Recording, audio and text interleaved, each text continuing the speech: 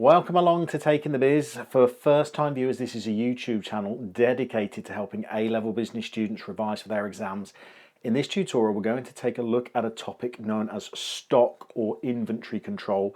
We're going to try and understand some of the terminology surrounding inventory management, and in particular, we're going to have a look at the consequences of keeping high stock levels or low stock levels. That really is a key concept for the exam.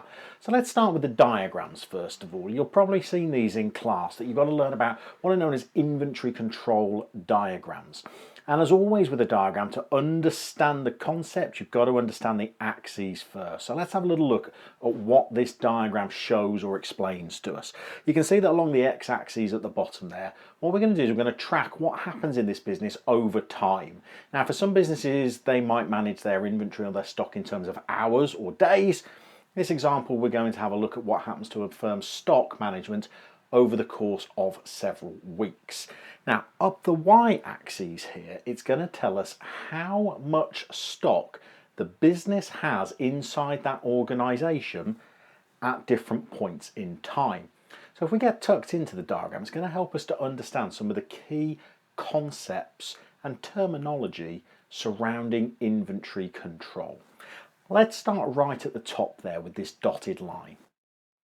For this organisation, this red dotted line indicates the maximum level of stock that this firm has chosen to keep. Crucially, the firm might have the capacity to store more stock than this, but it's chosen to keep a maximum of 50,000 units of inventory available to use at any one time. Now, if we have a look at the dotted line along the bottom here at 10,000 units, this is the firm's minimum level or stock, or what's sometimes referred to as its buffer stock level. So what this means for this organisation is that this firm has chosen not to keep at any one time more than 50,000 units of stock. That's the maximum amount of inventory that it wants to have available to use, but it never wants its stock level to drop below 10,000 units. That's its lowest level, that's its buffer.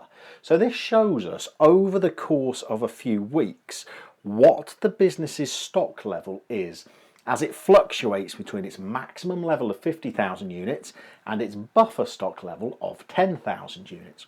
And what we'll see is that over the course of time, this blue line indicates what the organisation's level of stock is. So it starts off with 50,000 units of stock. That inventory gets depleted over time until it hits the buffer or the minimum stock level, and we can see that because it jumps vertically upwards at that level, the organisation must have taken a new order of inventory, a new delivery of stock, and it takes its stock levels from its buffer of 10,000 and zooms it all the way back up to its maximum of 50,000. And then over the next couple of weeks, the stock levels get run down again, they get depleted. So that's our maximum and our minimum stock levels covered. This dotted line across the middle here at 30,000 units indicates what's known as the organisation's reorder level. So this is the level that stock drops to when we decide to contact our suppliers and place an order for our next delivery of inventory.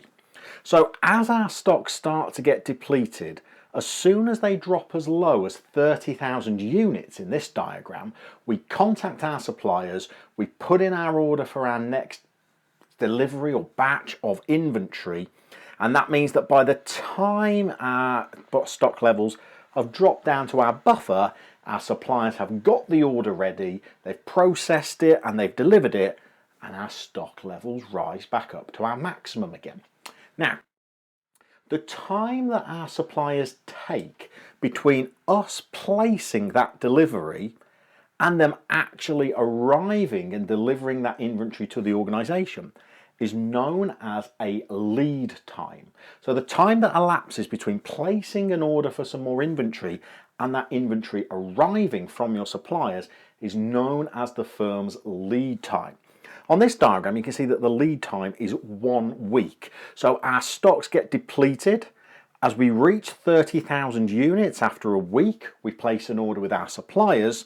Our suppliers take a week to then get that delivery to us, and then by the second week we've taken delivery and our stock levels rise back up again. Now the final bit of terminology is what's known as our reorder quantity, and that's the amount of stock that we order each time from our suppliers to be delivered. And your reorder quantity is literally the difference between your buffer stock level and your maximum stock level. So that's how much stock your suppliers have delivered. So for example, by the time we hit week 4 here, our stocks have run all the way down to our minimum stock level, our buffer stock of 10,000 units. But as we take delivery of that stock, it rises all the way back up to 50,000 units. So we can see that we must have placed an order for 40,000 units of stock. The difference between our maximum stock level of 50,000 and our buffer stock level of 10,000, 40,000 units. So we've got some nice little terminology to do with inventory control there. Maximum and minimum stock levels, reorder levels, lead times, reorder quantities, all nice stock terminology. But for answering some longer questions in the examination, it might be a good idea to make sure that we are familiar with some of the advantages of keeping high stock levels in our organisation, but also some of the advantages of doing the opposite and trying to keep as little stock or inventory in our organisation as possible. So let's start with high stock levels first of all. And this goes against the idea of lean production and trying to reduce the amount of time or space that our business uses. But there's no getting away from the fact that lots of organisations, as a strategy, choose to keep quite high levels of stock. Now, the first reason why a firm might do this is because it allows them to more easily meet changes in demand. If organisations keep very, very little stock, then if they have unexpected orders placed by customers, they might have to either tell those customers that they can't accept that order, or might end up disappointing customers because they take too long to complete that order because they don't ever keep very much stock in their organisation in case of unexpected or special orders that they receive. So other firms might decide to keep quite high levels of inventory so that as new and unexpected orders are placed by customers, they've got enough stock stored somewhere so that they can increase their levels of production and always accept these new and unexpected orders from customers. What we could also say is that firms might keep higher stock levels as a contingency plan. Because if firms keep very, very low stock levels, if there's ever a problem, a late delivery from suppliers or suppliers let you down or unexpected breakages amongst the small levels of stock that you keep, it might mean that your production ends up halting. It might mean that your production line stops, that you have downtime in your production process. You might have periods of time where your production process halts because you don't have enough stock because of something that's gone wrong or some kind of issue in the organisation that means that you've run out of stock, so your production line halts. If you keep high stock levels, you insulate yourself from that problem. If you have any breakages or if you have any times when your suppliers are unable to deliver, that's okay because you're keeping quite high buffer stock levels so you can ride out that eventuality you've planned for that contingency. Final thing we'll throw into the mix as a reason why firms might decide to keep quite large stock levels is to do with economies of scale. The more stock you keep, theoretically, the bigger bulks you can purchase your inventory in. And we know that one of the types of economies of scale that organisations might seek to benefit from is purchasing economies of scale, buying your inventory in bulk. So if you run high stock levels, you can purchase your stock in bigger quantities and you might be able to drive down the price with your suppliers, thus benefiting from purchasing economies of scale. However, we'll look at the other side of the coin here. We'll have a look at why firms might decide to do the opposite and keep low levels of stock instead. So the first reason of that is to do with cost. Storing inventory can be costly because you've got to rent or purchase premises to store that stock in. So some firms, particularly if they're operating in areas where the cost of land is quite high, might decide to operate lower stock levels in order to try and run down their costs, minimise their costs. Second reason why we might decide to keep low cost levels is to do with liquidity and cash flow.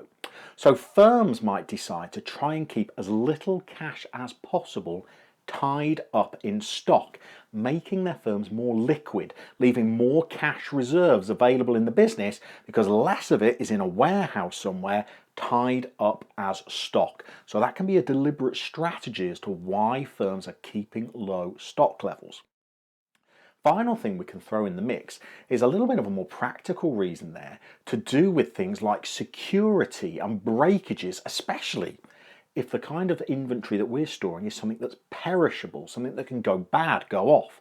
Firms might decide to keep lower stock levels because the less stock you keep, the less there are chances of it being broken, the less chances there are of it being stolen, and the less chances there are, if it's perishable, of it going bad. So storing stock is a risk, and firms might try and insulate themselves against that risk that it might be stolen, that risk that it might get broken, that risk that it might turn bad, by keeping as little stock as they feel they can feasibly get away with.